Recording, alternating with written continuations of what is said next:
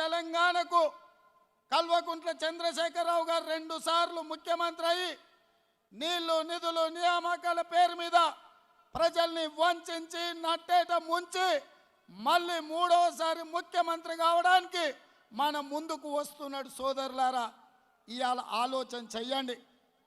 30 లక్షల మంది నిరుద్యోగ యువకులు పబ్లిక్ సర్వీస్ కమిషన్ పరీక్షలు నిర్వహించలేక ప్రశ్న పత్రాలు జిరాక్స్ సెంటర్లలో అమ్ముతుంటే పరీక్షలు నిర్వహించిన వల్ల రద్దు చేస్తే ఆత్మహత్యలు చేసుకుంటున్నారు. ఆడబిడ్డలు ఆత్మహత్యలు చేసుకుంటే ఈ రాష్ట్ర ప్రభుత్వం అభండాలు వేస్తుంది. ఈ ప్రాంతంలో ఆనాడు జవహర్లాల్ నెహ్రూ గారు మొదలుపెట్టిన శ్రీరామ్ సాగర్ ప్రాజెక్టు లక్షలాది ఎకరాలకు నీళ్లు ఇస్తే శ్రీరామ్ సాగర్ కింద పండించిన ఒట్లు కొనుక్కోని సన్నాసి ప్రభుత్వం ఈ రాష్ట్రంలో ఉంది. తుట్టి పేరు మీద, తడి పేరు మీద, తక్కువ పేరు మీద ఇవాళ రైతులకు పండించిన పంటకు గిట్టుబాటు ధర వస్తలేదు. ఇవాళ రైతులను ఆదుకుంటామని రైతు రాజ్యం అని చెప్పి రైతులను నట్టేంటిని ముంచిన కల్వకుంట్ల చంద్రశేఖరరావు మరొక్కసారి మనం ముందుకు రావాలని మనల్ని మోసగించాలని ప్రయత్నం చేస్తుండు. మిత్రులారా, ఇవాళ కేటీఆర్ మాట్లాడుతూ తెలంగాణకు కాంగ్రెస్కు ఏం సంబంధం అని నేను ఈ వేదిక మీద నుంచి కేటీఆర్ను సూటిగా ప్రశ్నించదలుచుకున్నా. తెలంగాణకు కాంగ్రెస్ ఏం చేసిందని అడుగుతున్నాడు.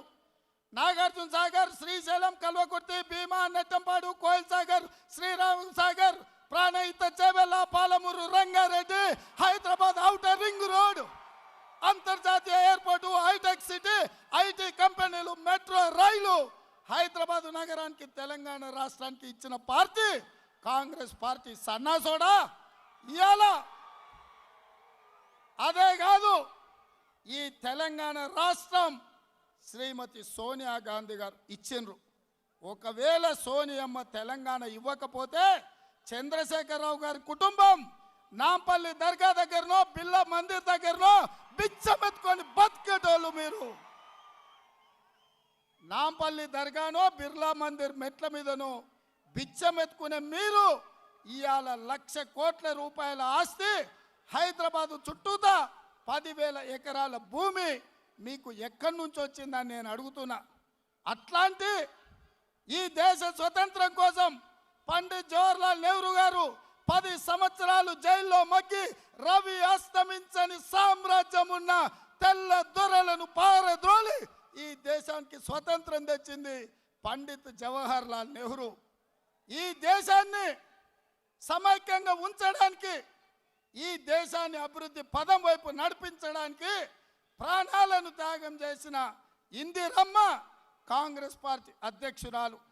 అదే కాదు, ఈ దేశ సమగ్రత కోసం, ఈ దేశ సమైక్యత కోసం ఈ దేశ యువకులకు 18 సంవత్సరాలకే ఓటు హక్కు ఇచ్చి ఇవాళ కోట్లాది మంది ఉద్యోగాలు వచ్చిన ఐటీ కంపెనీల్లో అంటే ఈ దేశానికి కంప్యూటర్ని పరిచయం చేసిన మహానాయకుడు ప్రధానమంత్రి రాజీవ్ గాంధీ.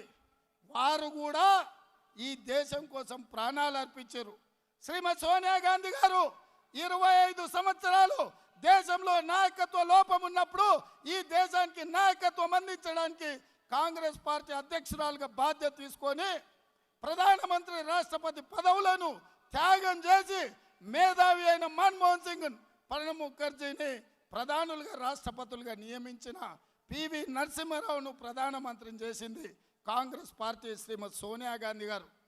వాళ్ళ బిడ్డ మన సోదరుడు రాహుల్ గాంధీ గారు ఎవరు అని అడుగుతాడా ఈ సన్నాసి? ఈ దేశం కోసం జవహర్లాల్ నెహ్రూ గారు జైలుకు పోయినరు, ఇందిరాగాంధీ గారు ప్రాణం ఇచ్చిండ్రు, రాజీవ్ గాంధీ గారు ప్రాణాలు అర్పించిండ్రు, సోనియా గాంధీ గారు పదవీ త్యాగం చేసిండ్రు. రాహుల్ గాంధీ గారు అవకాశం వచ్చిన ప్రధానమంత్రి పదవి తీసుకోకుండా ప్రజాప్రతినిధిగా నరేంద్ర మోడీకి నిటారుగా నిలబడి కొట్లాడి శిక్షలు అనుభవించి పార్లమెంటు సభ్యత్వం రద్దు చేయించుకొని ఉండే ఇల్లు ఢిల్లీలో వాళ్ళు గుంజుకున్నారు. ఇవాళ గాంధీ కుటుంబానికి ఇల్లు లేదు. సోదరులారా, ఆలోచన చేయండి. మోతీలాల్ నెహ్రూ గారు 1000 కోట్ల రూపాయల ఆస్తుల్ని ఈ దేశం కోసం ఇచ్చిండు. ఆ కుటుంబానికి ఉండడానికి ఇల్లు లేదు.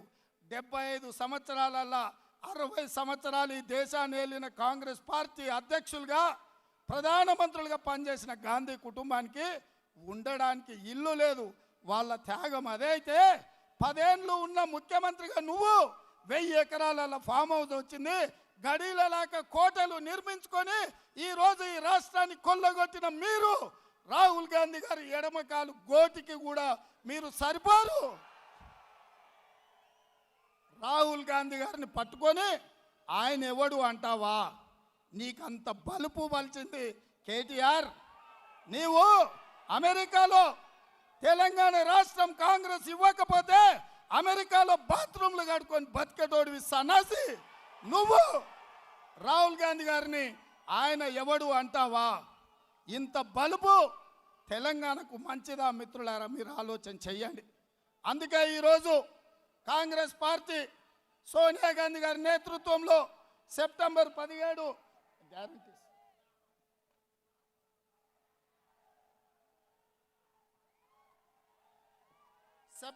17 రోజు శ్రీమతి సోనియా గాంధీ గారు తెలంగాణకు గ్యారంటీలు ఇచ్చిండ్రు. ఈ 6 గ్యారంటీలను తీసుకొని పల్లె పల్లెలో, తండాలలో, గూడాలలో, మారుమూల పల్లెల్లో ప్రతి గుండెను తట్టాలి, ప్రతి తలుపుకు చేరాలి, ఈ 6 గ్యారంటీలను చేర్చాలి అని ఈరోజు కాంగ్రెస్ పార్టీ పెద్దపల్లిలో ఈ సమావేశాన్ని ఏర్పాటు చేసింది. సోదరులారా, 6 గ్యారంటీల్లో మొదటిది మహాలక్ష్మి. అంటే మా ఆడబిడ్డలకు, మా మహిళలకు ఇంట్లోనో కొడుకునో బిడ్డనో అల్లునో ఎవరినో అడుక్కోవాల్సిన పని లేదు. కుటుంబ ఖర్చుల కోసం, పిల్లల చదువుల కోసం ప్రతి నెల 1వ తారీఖు నాడు ప్రభుత్వ ఉద్యోగిలాగా 2500 మీ ఖాతాలో వేయడానికి సోనియమ్మ నిర్ణయం తీసుకున్నారు.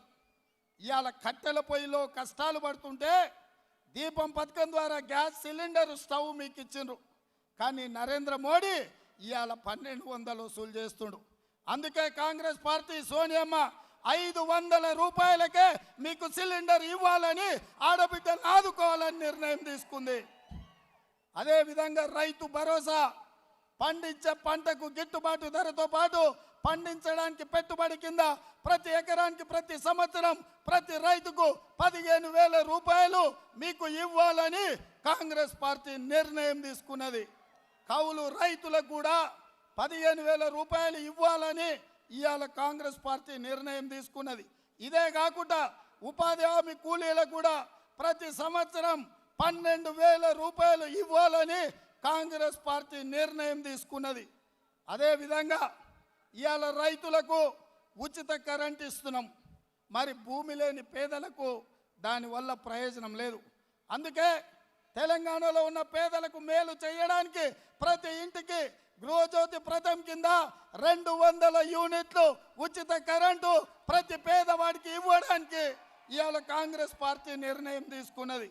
అదేవిధంగా 2004 నుంచి 2014 వరకు ప్రతి పేదవాడికి ఇల్లు లేని, ప్రతి గుడిసె ఉన్నవాడికి ఇల్లు లేని వాడికి ఆయల్ల ఇందిరమ్మ ఇల్లు ఇచ్చినాం. మళ్ళీ డబల్ బెడ్రూమ్ ఇళ్ళ పేరు మీద కేసీఆర్ మనల్ని మోసం చేసిండు. అందుకే మిత్రులారా, ఇందిరమ్మ ఇల్లు కట్టుకోవడానికి 5 లక్షల రూపాయలు ప్రతి పేదవాడికి ఇవ్వడానికి కాంగ్రెస్ పార్టీ నిర్ణయం తీసుకున్నది. తెలంగాణ ఉద్యమంలో పాల్గొన్న వాళ్లకు 250 గజాల ఇంటి స్థలాన్ని ఇవ్వాలని ఇవాళ కాంగ్రెస్ పార్టీ నిర్ణయం తీసుకున్నది. అదేవిధంగా చదువుకునే యువకులకు యువ వికాసం పేరు మీద మీ ఫీజులు కట్టుకోవడానికి, మీ ల్యాప్టాప్లు కొనుక్కోవడానికి, మీ కంప్యూటర్లు, మీ పుస్తకాలు కొనుక్కోవడానికి 5 లక్షల గ్యారంటీ కార్డు మీకు ఇచ్చి ఆ నిధులతో మీ ఫీజులు కట్టుకునే విధంగా ఈరోజు కాంగ్రెస్ పార్టీ నిర్ణయం తీసుకున్నది. ఇదే కాకుండా వయసు మీద పడ్డ అమ్మకో, పెద్ద ఆయనకో, ఎవరికైనా అత్త మీదనో, కోడల మీదనో, లేకపోతే కొడుకు మీదనో ఆధారపడకుండా మీ మందుల కోసం, మీ వైద్యం కోసం, మీ అవసరాల కోసం ప్రతి నెల 1వ తారీఖు నాడు 4,000 రూపాయల పెన్షన్ ఈరోజు ఇవ్వాలని కాంగ్రెస్ పార్టీ నిర్ణయం తీసుకున్నది. మిత్రులారా, అదేవిధంగా ఆరోగ్యశ్రీ పథకం కింద 10 లక్షల రూపాయలు అపోలో, యశోద ఎక్కడైనా మీరు వైద్యం చేయించుకోండి, మీకు 10 లక్షల రూపాయలు ఇవ్వాలని ఈ 6 గ్యారంటీలను కాంగ్రెస్ పార్టీ మల్లికార్జున్ ఖర్గే గారు, శ్రీమతి సోనియా గాంధీ గారి నేతృత్వంలో తెలంగాణ రాష్ట్రానికి ఇవ్వడం జరిగింది. మరి మిత్రులారా, ఇంత మంచి పనులు చేయాలి అంటే మీరేం చేయాలి మిత్రులారా? ఏం చేయాలి? ఏం చేయాలి? ఏం చేయాలి? ఏం చేయాలి? ఏం చేయాలి? చేయికి పైకెత్తాలి. చేతున్న మిత్రులందరూ చేయి పైకెత్తాలి. రెండు చేతులున్నోళ్ళు రెండు చేతులు పైకెత్తండి. హస్తం గుర్తుకే, హస్తం గుర్తుకే.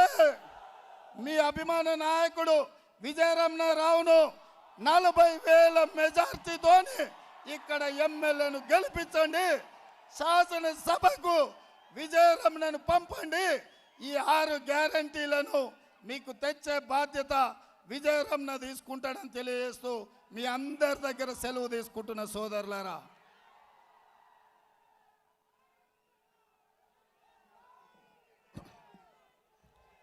మన ప్రియతమ నాయకులు, భావి భారత ప్రధానమంత్రి, త్యాగాల కుటుంబం నుంచి వచ్చిన మనందరికీ తెలంగాణ ఇచ్చిన తెలంగాణ తల్లి తనయుడు, మన అందరి ప్రియతమ నాయకులు రాహుల్ గాంధీ గారికి భారీ చప్పట్లతో వారి యొక్క అమూల్యమైన సందేశం ఇవ్వాల్సిందిగా కోరుతా ఉన్నాం.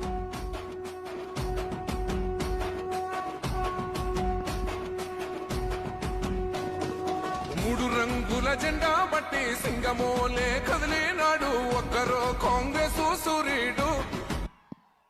మన రాహుల్ గాంధీ నిగదీసి అడిగే మునగాడు.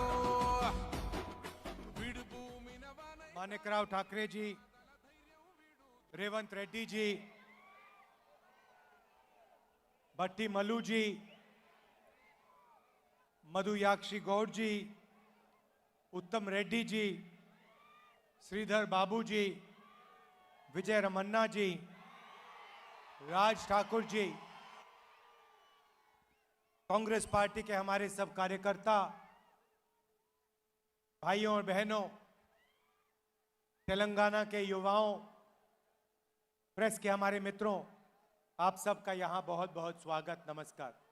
అన్నలు తమ్ముళ్ళు అక్కలు చెల్లెలు తెలంగాణ యువత అందరికీ మీడియా మిత్రులకి అందరికీ నమస్కారం, అందరికీ స్వాగతం పలుకుతున్నాను.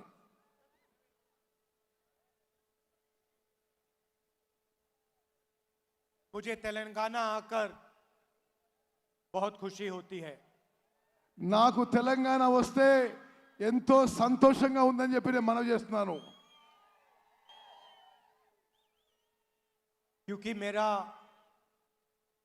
तेलंगाना से जो रिश्ता है वो राजनीतिक रिश्ता नहीं है।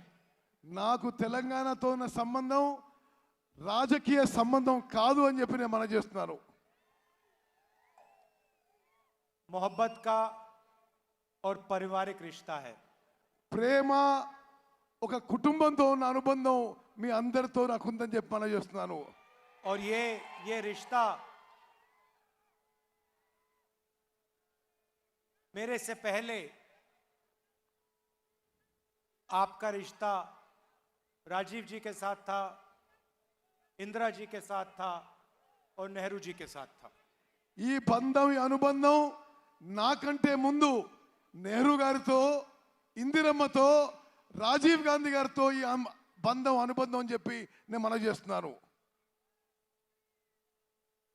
मुझे याद है जब कांग्रेस पार्टी ने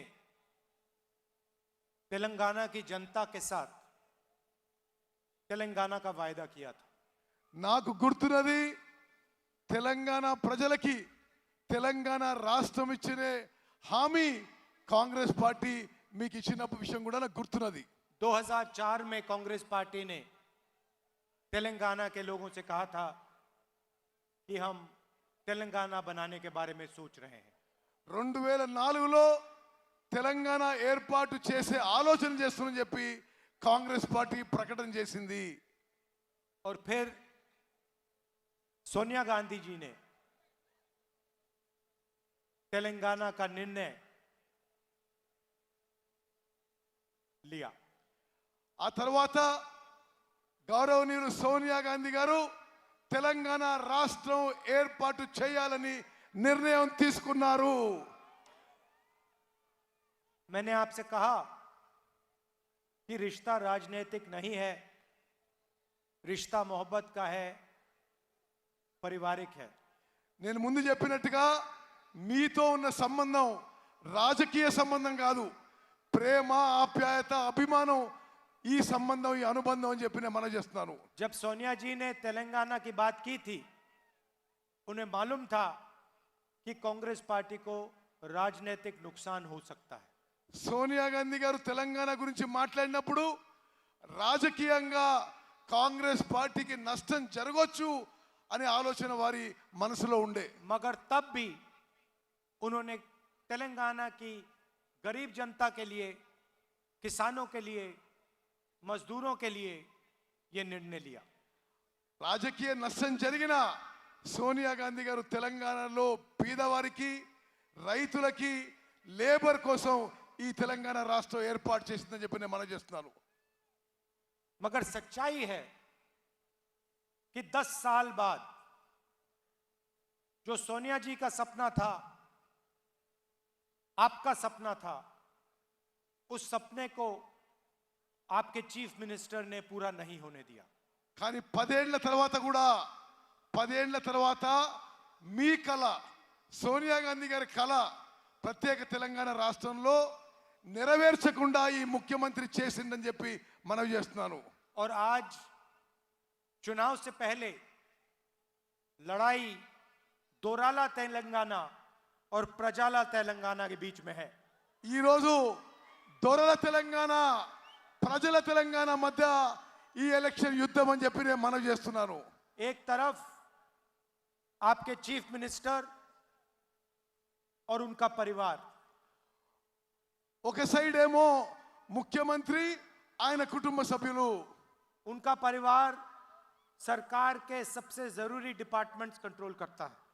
ఆయన కుటుంబ సభ్యులు ప్రభుత్వంలో ఉన్న ముఖ్యమైన శాఖలని, డిపార్ట్మెంట్ని కంట్రోల్ చేస్తున్నాయి, వారి ఆధీనంలో పెట్టుకున్నాయి. चाहे वो जमीन हो, रेत हो, शराब हो, चीफ मिनिस्टर का परिवार इन चीजों को तेलंगाना में कंट्रोल करता है। ముఖ్యమైన శాఖలు భూముల విషయంలో కానీ వేరే విషయాల్లో కానీ ముఖ్యమంత్రి కుటుంబం వారి ఆధీనంలో ఉంచుకుంటున్నారు. और वो काम चीफ मिनिस्टर जैसे नहीं, राजा जैसे करते हैं। ఒక ముఖ్యమంత్రిలా కాదు, ఈయన ఒక రాజాగా వ్యవహరిస్తుందని చెప్పి నేను మనం చేస్తున్నాను. कलेश्वरम के बारे में आपको मालूम है, కాళేశ్వరం ప్రాజెక్ట్ గురించి మీకు తెలుసు. प्राइस एस्केलेशन करने के बाद 1 लाख करोड़ रुपए का नया बजट बनाया। ధర పెంచి కాళేశ్వరం ప్రాజెక్ట్ కోసం పెంచి 1,00,000 కోట్లు అవినీతి జరిగిందని చెప్పి నేను మనం చేస్తున్నాను. आपकी जमीन डुबा दी, మీ భూములు ముంచారు, आपसे जमीन छीन ली। మీ భూములు లాక్కున్నారు. मैं आपसे पूछना चाहता हूं, इस प्रोजेक्ट से आपको क्या फायदा मिला? కాళేశ్వరం ప్రాజెక్ట్ నుంచి మీకేనా లాభం జరిగిందా? क्या यहां के लोगों को पानी मिला? ఇక్కడ మీకు నీళ్ళు వచ్చినాయా? क्या यहां के लोगों को फायदा मिला? ఇక్కడ వచ్చిన జనానికి ఏమన్నా లాభం జరిగిందా? सिर्फ चीफ मिनिस्टर के बड़े बड़े कॉन्ट्रैक्टर मित्रों को फायदा मिला। కేవలం ముఖ్యమంత్రి యొక్క పెద్ద పెద్ద కాంట్రాక్టర్లకే లాభం జరిగిందని చెప్పి నేను మనం చేస్తున్నాను. धरनी पोर्टल से यहां किसी को फायदा हुआ? ధరణి పోర్టల్ ద్వారా మీ ఎవరికైనా లాభం జరిగిందా? धरनी पोर्टल बनाया और आपकी जमीन आपसे छीन ली। ధరణి పోర్టల్ ద్వారా మీ భూములు ముఖ్యమంత్రి లాక్కున్నాడు. कंप्यूटराइजेशन का बहाना था, लक्ष्य आपकी जमीन छीनने का था। కంప్యూటరైజ్ చేస్తా అని చెప్పి మీ భూములు ఈ ముఖ్యమంత్రి లాక్కున్నాడు. रिकॉर्ड्स को टैंपर करके बदल बदल के तेलंगाना के गरीब लोगों से जमीन छीनी। భూముల రికార్డులని మార్చి తెలంగాణ నిరుపేద జనం భూములు లాక్కున్నాడు ముఖ్యమంత్రి.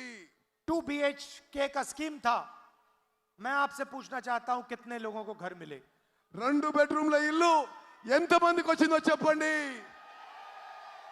किसानों से कर्जा माफी की बात की थी, 1 लाख करोड़ रुपए आपको देने की बात की थी, कितना कर्जा माफ किया? 1,00,000 రూపాయలు రైతు రుణమాఫీ ఎంతమందికి వచ్చింది? 1 लाख లక్ష రూపాయల రైతు రుణమాఫీ ఎంతమందికి వచ్చింది? सिर्फ बड़े बड़े लैंडलॉर्ड्स को रायता बंधु का फायदा मिला। పెద్ద పెద్ద రైతులకే ఈ రైతు బంధు యొక్క లాభం చెందింది. आज मैं यहां सिंगरेनी माइंस के वर्कर्स से बात किया हूं। ఈ రోజు సింగరేణి కాలరీస్ కార్మికులతో నేను మాట్లాడాను. मैं आपको साफ बताना चाहता हूं, यहां की जो सिंगरेनी के माइंस हैं उनको हम प्राइवेटाइज नहीं होने देंगे। సింగరేణి మైన్స్ ని చుట్టుపక్కల మైన్స్ ని మేము ప్రైవేటైజ్ కానీయము. पहले भी अदानी जी को बेचने की कोशिश हुई थी, हमने रुकवाया, हम खड़े हो गए। ముందు కూడా సింగరేణికి చెందిన మైన్స్ ని అదానికి అమ్మే ప్రయత్నం జరిగింది, మేమే దానికి అడ్డుపడ్డామని చెప్పి కూడా మనం और చేస్తున్నాను. यहां के जो वर्कर्स हैं उनकी रक्षा कांग्रेस पार्टी करेगी। సింగరేణి కార్మికులకి అన్ని విధాలుగా రక్షణగా కాంగ్రెస్ పార్టీ నిలబడుతుందని చెప్పి నేను మనం చేస్తున్నాను. मगर यह मामला सिर्फ तेलंगाना का नहीं है, ఈ విషయం కేవలం ఉట్టి తెలంగాణ వరకే కాదు, पूरे देश में अदानी जी की मदद की जा रही है। మొత్తం దేశంలో నరేంద్ర మోదీ గారు అదానికి సహాయం చేస్తున్నాడు. सरकारी कोल कंपनीज और प्राइवेट कोल कंपनीज को अलग अलग दाम में कोयला बेचने का मौका मिलता है। ప్రభుత్వ బొగ్గు కంపెనీలు ప్రైవేట్ బొగ్గు కంపెనీలకి వేరు వేరు ధర ఈ నరేంద్ర మోదీ ప్రభుత్వం పెట్టింది. जहां भी देखो प्राइवेटाइजेशन करा जाता है। దేశంలో ఎక్కడైనా చూడండి నరేంద్ర మోదీ ప్రైవేటైజ్ చేస్తున్నాడు. हम इसके खिलाफ हैं। మేము దీనికి వ్యతిరేకిస్తున్నాము. जो हमारे वर्कर्स हैं, जो हमारे किसान हैं, उनकी रक्षा होनी चाहिए, उनका प्रोटेक्शन होना चाहिए। మేము కార్మికులకి రైతులకి అన్ని విధాలుగా రక్షణ కల్పిస్తామని చెప్పి హామీ ఇస్తున్నాను. मैंने आपसे कहा कि रिश्ता पारिवारिक है, मोहब्बत का रिश्ता है। నేను మీకు చెప్పినట్టుగా మన సంబంధం ఒక కుటుంబ సంబంధం, ప్రేమ అభిమానంతో కూడిన సంబంధం అని చెప్పి నేను మనం చేస్తున్నాను. केसीआर जी ने आपसे झूठ कहे, दलितों आदिवासियों से उन्होंने कहा कि वो 3 एकड़ जमीन 15 లక్షల రూపాయలు మీ బ్యాంక్ అకౌంట్ లో వేస్తానని చెప్పి మోసం చేసిండు. इसीलिए जब कांग्रेस बिजली का वायदा किया, విద్యుత్ విషయంలో కూడా మేము అక్కడ హామీ ఇచ్చినాము. कर्नाटक में आप किसी से भी पूछ लीजिए, क्या कर्नाटक की महिलाएं बस में मुफ्त में जाती हैं, हाँ या ना? కర్ణాటకలో ఏ మహిళను అడగండి, ఆర్టీసీ బస్సుల్లో ఉచితంగా మహిళలు ప్రయాణం చేస్తారు కర్ణాటకలో. एक आवाज से कर्नाटक आपको जवाब देगा, कर्नाटक की महिलाएं फ्री में बस में घूमती हैं। ఒక్క గొంతులో మీకు చెప్తారు, కర్ణాటకలో మహిళలు ఆర్టీసీ బస్సులో ఉచితంగా ప్రయాణం చేస్తారు. उनके बैंक अकाउंट में हर महीने पैसे आता है। వాళ్ళ బ్యాంక్ అకౌంట్ లో ప్రతి నెల పైసలు వస్తాయి. बिजली का दाम कम हुआ, गैस सिलेंडर का दाम कम हुआ, విద్యుత్ బిల్లులు తగ్గినాయి, గ్యాస్ సిలిండర్ ధర తగ్గింది. किसानों के बैंक अकाउंट में पैसा गया। రైతుల బ్యాంక్ అకౌంట్ లో నేరుగా పైసలు వచ్చినాయి. ये सब हमने कर्नाटक में किया। మేము కర్ణాటకలో ఈ విధంగా మేము ఇచ్చిన మాట నిలబెట్టుకున్నాము. और अब हम यहाँ तेलंगाना में यही काम करने जा रहे हैं। తెలంగాణలో కూడా మేము ఇచ్చిన మాట నిలబెట్టుకుంటామని చెప్పి నేను మనం చేస్తున్నాను. अब सुन लीजिए, महालक्ष्मी स्कीम, మీరు ఇప్పుడు వినండి, మహాలక్ష్మి పథకం. महंगाई की चोट महिलाओं को लगती है। పెరుగుతున్న ధరల ఇబ్బంది మహిళలకు తగులుతున్నది. 1000 रुपए सिलेंडर की चोट महिलाओं को लगती है। 1000 రూపాయల సిలిండర్ ధర చాలా ఎక్కువ అని చెప్పి నేను భావిస్తున్నాము. आप पूरे प्रदेश को आगे बढ़ाते हो, पूरे प्रदेश को आप अपने कंधे पे ले चलते हो। మొత్తం రాష్ట్రాన్ని తమ భుజాల మీద నడిపించేది మహిళలు అని చెప్పి నేను మనం पूरे చేస్తున్నాను. प्रदेश का बोझ आप उठाती हो। ఎక్కువ ధరల యొక్క భారం మీరు మోస్తున్నారు. इसीलिए हर महीने तेलंगाना की महिलाओं के बैंक अकाउंट में कांग्रेस पार्टी 2500 रुपए डालेगी। అందుకోసమే మహిళల బ్యాంక్ అకౌంట్ లో ప్రతి నెల 2000 రూపాయలు కాంగ్రెస్ ప్రభుత్వం చేయబోతున్నది. गैस सिलेंडर 500 रुपए का कर देंगे। గ్యాస్ సిలిండర్ ధర తగ్గించి 500 రూపాయలకి ఇవ్వబోతున్నాము. और तेलंगाना की महिलाएं कोने कोने में बस में फ्री के ले जाएंगी। తెలంగాణలో రాష్ట్ర వ్యాప్తంగా మహిళలకి ఆర్టీసీ బస్సుల్లో ప్రయాణం ఉచితంగా ఫ్రీగా జరగబోతుంది. రైతు भरोसा स्कीम 15,000 रुपए पर एकड़ किसानों को, 12,000 रुपए पर एकड़ मजदूरों को। రైతు భరోసా పథకం కింద ప్రతి రైతుకి ప్రతి ఎకరాకి సంవత్సరానికి 15,000 రూపాయలు ఇవ్వబోతున్నాము. భూమి లేని రైతు కూలీలకి సంవత్సరానికి 12,000 రూపాయలు ఇవ్వబోతున్నాము. इंदिरम्मा इंड्लू 5 लाख रुपए घर के कंस्ट्रक्शन के लिए गरीबों को। ఇందిరమ్మ ఇండ్ల పథకం కింద ఇండ్ల నిర్మాణానికి 5 లక్షల రూపాయలు మంజూరు చేయబోతున్నాము. गृह ज्योति 200 यूनिट बिजली मुफ्त में। గృహ జ్యోతి అనే పథకం కింద మీ అందరికీ 200 విద్యుత్ యూనిట్లు ఉచితంగా ఇవ్వబోతున్నాము. और युवा विकासम 5 लाख रुपए असिस्टेंस युवाओं को कॉलेज के लिए, कोचिंग के लिए। యువ వికాసం కింద ప్రతి యువకునికి యువతికి 5 లక్షల రూపాయలు ఆర్థిక సాయం చేయబోతున్నాము. और चेवता 4,000 रुपए महीने के सीनियर सिटीजन्स को। చేయూత కింద పెన్షన్ పెంచి 4,000 రూపాయలు ఇవ్వబోతుందని చెప్పి నేను మనవి చేస్తున్నాను. ये हमारी गारंटी है। ఇది నేను ఇస్తున్న గ్యారంటీలు మీకని చెప్పి నేను మనవి చేస్తున్నాను. चुनाव के बाद पहली कैबिनेट मीटिंग में ये हमारी गारंटी को हम कानून बना देंगे। ఎన్నికల తర్వాత మొదటి కాంగ్రెస్ పార్టీ క్యాబినెట్ మీటింగ్ లో ఈ గ్యారంటీలన్నీ అమలు చేయబోతున్నాము. मैं आपको बता रहा हूं 2 दिन नहीं लगेंगे, पहले दिन हो जाएगा। నేను మీకు మాటిస్తున్నా ఇచ్చిన గ్యారంటీలు మొదటి రోజే చేయబోతున్నాము. कर्नाटक में भी हमने कहा था, वहां पे विपक्ष ने कहा यह काम किया नहीं जा सकता, 1 दिन के अंदर हमने कर दिया। కర్ణాటకలో నేను చెప్పిన అక్కడ ప్రతిపక్షాలు మీరు చేయలేరన్నారు. మేము ఒకే ఒక రోజులో కర్ణాటకలో కూడా అమలు చేసినాము. आपके चीफ मिनिस्टर कहते हैं इन स्कीम्स के लिए पैसा नहीं है। మీ ముఖ్యమంత్రి కేసీఆర్ ఈ స్కీమ్లకి పైసలు లేవు అంటాడు. केसीआर जी आपकी सरकार नहीं होगी, जनता की सरकार होगी। కేసీఆర్ గారు ఇక మీ ప్రభుత్వం ఉండదు, ప్రజల ప్రభుత్వం ఉందని చెప్పి నేను మనవి చేస్తున్నా.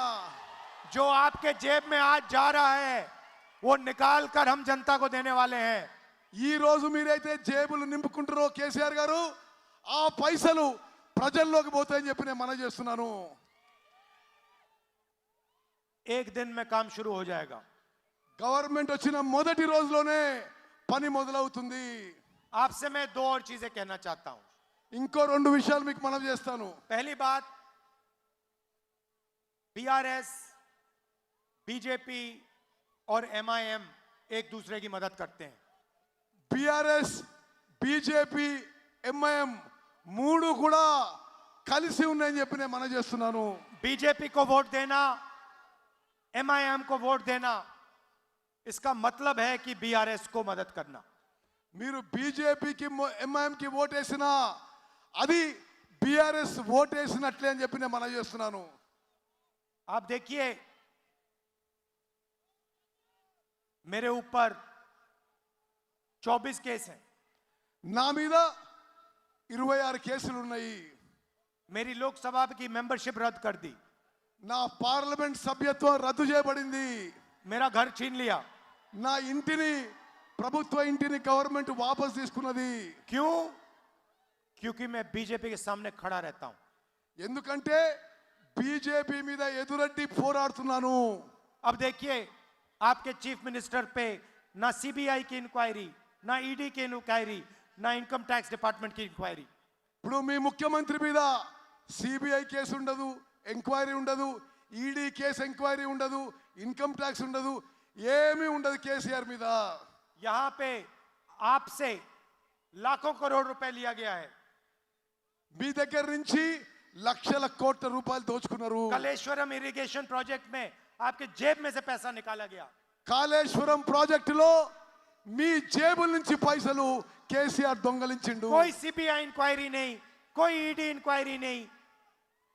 ఏ సిబిఐ ఎంక్వైరీ ఉండదు, ఏ ఈడీ ఎంక్వైరీ ఉండదని చెప్పి మనం చేస్తున్నారు. और लोकसभा में बीआरएस बीजेपी की पूरी मदद करते हैं. లోక్సభలో పార్లమెంట్ లో బీఆర్ఎస్ పార్టీ బీజేపీకి మద్దతుగా నిలబడుతుంది. चाहे वो जीएसटी हो या किसान बिल हो. జిఎస్టీ మీద కానీ రైతుల బిల్లు మీద కానీ బీఆర్ఎస్ పార్టీ బీజేపీకి మద్దతుగా నిలబడ్డది. यहां पे बीआरएस को हराना है, दिल्ली में बीजेपी को हराना है. ఇక్కడ బీఆర్ఎస్ ని ఓడగొట్టాలి, ఢిల్లీలో బీజేపీని ఓడగొట్టాలి. यहां पे अपना वोट जाया मत कीजिए. बीजेपी को एमआईएम को वोट नहीं देना है, कांग्रेस पार्टी को देना है.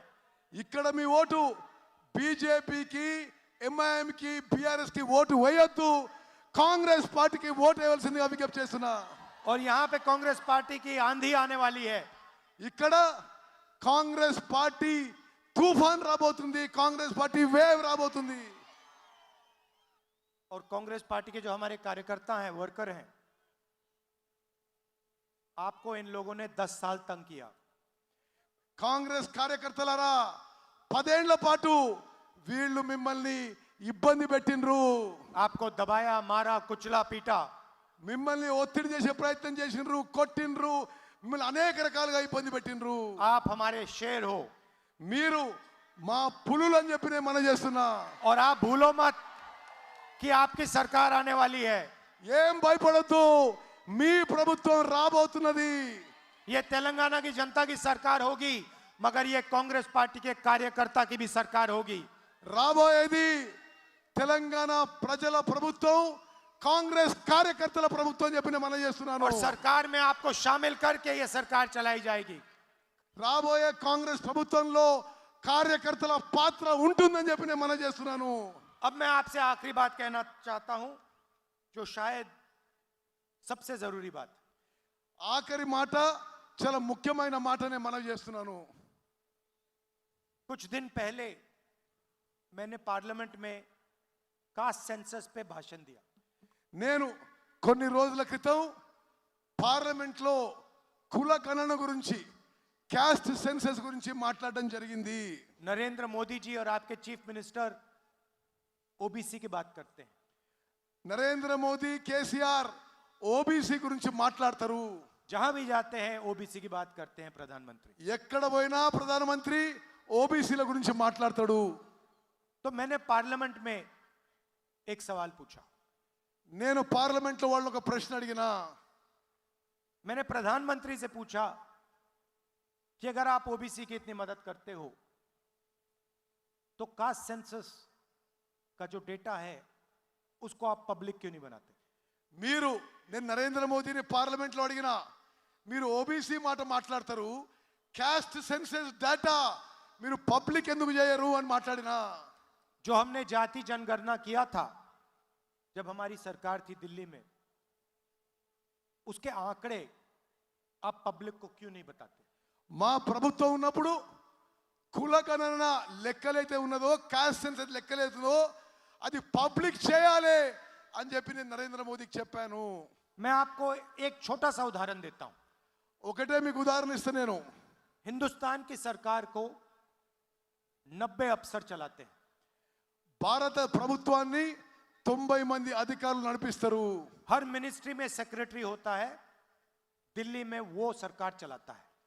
ప్రతి మంత్రిత్వ శాఖలో ఒక కార్యదర్శి ఉంటాడు, ఆయన్నే ప్రభుత్వాన్ని నడిపిస్తాడు. आप मत सोचिए कि हिंदुस्तान की सरकार को मेंबर ऑफ पार्लियामेंट चलाते हैं. భారత ప్రభుత్వాన్ని పార్లమెంట్ సభ్యులు నడిపియరు. हिंदुस्तान की सरकार को ये 90 अफसर चलाते हैं. భారత ప్రభుత్వాన్ని ఈ 90 మంది అధికారులు నడిపిస్తారు. बजट में जो भी पैसा अलग अलग मिनिस्ट्रियों में जाता है, स्कीम्स में जाता है, वो निर्णय ये 90 लोग लेते हैं. బడ్జెట్ లో, స్కీమ్స్ లో భారత ప్రభుత్వం యొక్క పైసలు కేటాయించడం ఈ 90 మంది అధికారులు చేస్తారు. मनरेगा में कितना पैसा जाएगा, आदिवासियों को कितना पैसा मिलेगा, मजदूरों को कितना पैसा मिलेगा, कौन सी कंपनियां प्राइवेटाइज होंगी, ये सारे के सारे निर्णय ये 90 अफसर लेते हैं. మన్రేగా కింద ఎన్ని పైసలు పోవాలి, కార్మికులకు ఎన్ని పైసలు పోవాలి, రైతులకు ఎన్ని పైసలు పోవాలి, ఏ స్కీమ్కి ఎన్ని పైసలు పోవాలి, ఏ కంపెనీని అమ్మేయాలి, ఈ అధికారులే నిర్ణయం తీసుకుంటారు. तो मैंने पार्लियामेंट में नरेंद्र मोदी से यह सवाल पूछा, मोदी जी ये 90 लोग हिंदुस्तान को चलाते हैं, आप ओबीसी की बात करते हो, इन 90 लोगों में से ओबीसी कितने हैं?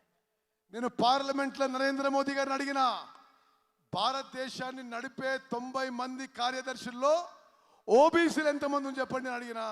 आप कहते हो कि ओबीसी को आप शक्ति देते हो, तो आप मुझे बता दो इन 90 में से ओबीसी कितने हैं, और जो बजट है उसमें कितने प्रतिशत पैसे का निर्णय ओबीसी अफसर लेते हैं? నేను మోదీ గారిని అడిగిన, మొత్తం భారతదేశం బడ్జెట్ ఈ 90 మంది అధికారుల్లో ఓబీసీలు ఎంతమంది, వాళ్ళ నిర్ణయ అధికారులు ఎంత అని చెప్పి అడగడం జరిగింది. प्रधानमंत्री ने 1.5 घंटे बात की, मेरे सवाल का जवाब नहीं दिया. ప్రధానమంత్రి పార్లమెంట్లో గంట సేపు మాట్లాడిండు, కానీ నా ప్రశ్నకి జవాబు ఇవ్వలేదు. भाइयों और बहनों, हिंदुस्तान का बजट 44 लाख करोड़ का है. అక్క చెల్లెలు అన్నదమ్ములు, భారత ప్రభుత్వం యొక్క బడ్జెట్ 44 లక్షల కోట్ల రూపాయలు. उस बजट को, उसमें पैसा कहां जाता है, कैसे जाता है, वो निर्णय ये 90 लोग लेते हैं. ఈ 44 లక్షల కోట్ల రూపాయలు ఎక్కడికి పోవాలి, ఎట్లా చేయాలని ఈ 90 మంది అధికారులు డిసైడ్ చేస్తారు. भाइयों और बहनों, 90 में से सिर्फ 3 अफसर ओबीसी वर्ग के हैं. ఈ 90 మందిలో, భారతదేశం నడిపించే ఈ 90 మందిలో ముగ్గురు ఓబీసీలు ఉన్న విషయం నేను మీకు और మనవి वो भी చేస్తున్నాను. छोटे छोटे डिपार्टमेंट्स में, అది కూడా చిన్న చిన్న డిపార్ట్మెంట్స్ లో कोने में बैठे हुए हैं वो. వాళ్ళకి ఎక్కడ కూడా ముఖ్యమైన పదవులు లేవు. भाइयों और बहनों, बजट में से सिर्फ 5% निर्णय ये 3 अफसर लेते हैं. అక్కలు చెల్లెలు అన్నలు తమ్ముళ్ళు, భారత ప్రభుత్వం యొక్క బడ్జెట్ లో కేవలం 5% ఈ ఓబీసీ అధికారులు ముగ్గురు వాళ్ళు నిర్ణయం చేస్తారు. కేవలం 5%. क्या हिंदुस्तान में ओबीसी की आबादी सिर्फ 5% है? భారతదేశంలో ఓబీసీ జనసంఖ్య 5% ఉన్నదా? आपके जो चीफ मिनिस्टर हैं, कास्ट सेंसस करवाने से क्यों डरते हैं? మీ ముఖ్యమంత్రి కుల గణన చేయడానికి, క్యాస్ట్ సెన్సస్ చేయడానికి ఎందుకు భయపడుతున్నాడు? मैं आपको बताता हूं क्यों घबराते हैं. నేను మీకు చెప్తున్నా, क्योंकि वो जानते हैं कि जिस दिन कास्ट सेंसस निकल आया, उस दिन दूध का दूध पानी का पानी हो जाएगा. ఎప్పుడైతే క్యాస్ట్ సెన్సస్ అవుతుందో స్పష్టంగా ఏ కులానికి ఎంత సంఖ్య వస్తుందో తేలిపోతుందని చెప్పి కేసీఆర్ క్యాస్ట్ సెన్సస్ చేయడం లేదు. तेलंगाना के लोगों को बात समझ आ जाएगी कि तेलंगाना के बजट को कौन कंट्रोल करता है, पैसा कौन इस्तेमाल करता है, पैसा कहां जाता है और कहां आता है.